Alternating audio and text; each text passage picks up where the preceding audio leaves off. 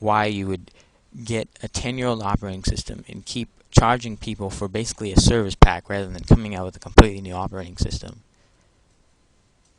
I mean, I don't know. I guess it's because people with Macs don't really know. A lot of them don't really know what they're getting when they. I mean, essentially, you look at the difference between Vista and Windows 7, and then Windows XP to Vista, and then to Windows 7.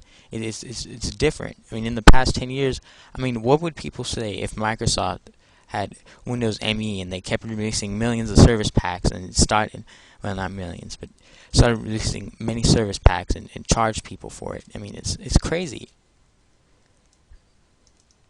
I mean, what if it just doesn't make sense to me? Why?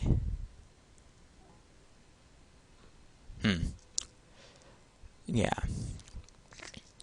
Well, hold on. Let me check how much time I have. Alright, well, I don't know. I may split this video up. Who knows what I'll do with it. But if you guys want to watch it later. But yeah, it's practically the same. Like, I mean, you look at Cheetah, Puma, you look at the interface is exactly the same. It's nearly identical. I even actually have OS 10 installed on a VirtualBox if you wanted to see it. But I don't know. I may not even upload this video. It may just be a personal video for me. I don't know. Well, if it's up there and you guys read it, obviously it's not. But another point I'd like to say is Mac OS 10. It's based off of Unix, and essentially what Apple did is they took Unix and they dumbed it down.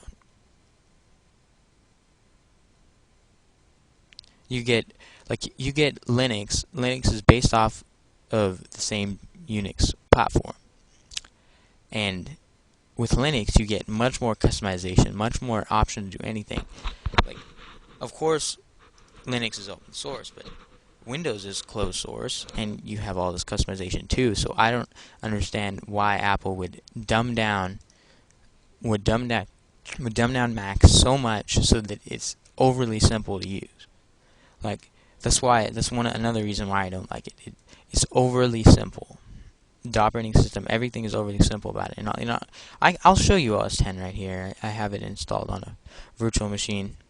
I mean, I haven't got the sound drivers installed, but and then whenever I shut it down, it gets a kernel panic for some reason, but it still works when I leave it on. So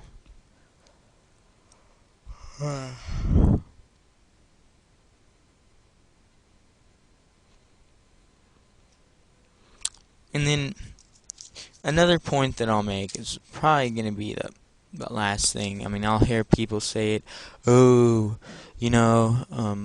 Windows isn't all that secure and blah blah blah blah blah blah blah blah blah blah blah blah blah. That's just gonna go right through my head, ear, and out the other, because I don't need to hear it. It's not an issue really when you have a decent virus protection. Okay, look, I have Avast right here, and this is the free edition. It's completely free. I'll go to their website right here.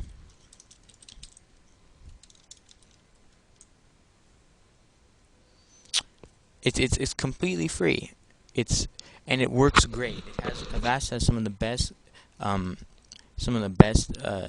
detection rates out of all of them, and it's completely free. It's one of the best ones. I just went on a site earlier today, and it blocked the URL because there was some Trojan on there or something like that.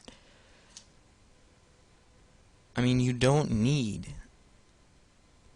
I mean, just because Mac is more secure, well, essentially, some could argue that just because there's more viruses for Windows doesn't mean it's less secure. If you have a virus protection, you're going to be just about as secure as anyone with a Mac or a Linux system. So it's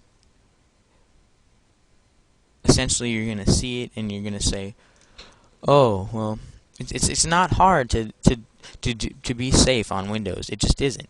You get Avast, and then you get malware bytes and scan malware bytes like every month, and you'll be fine. And I don't even do regular scans on Avast because I don't see the need to. I don't have anything crazy going on, and even when I do, I don't find anything crazy on here. Well, I guess this is the end of my video. I don't know. I kind of got bored. See you later.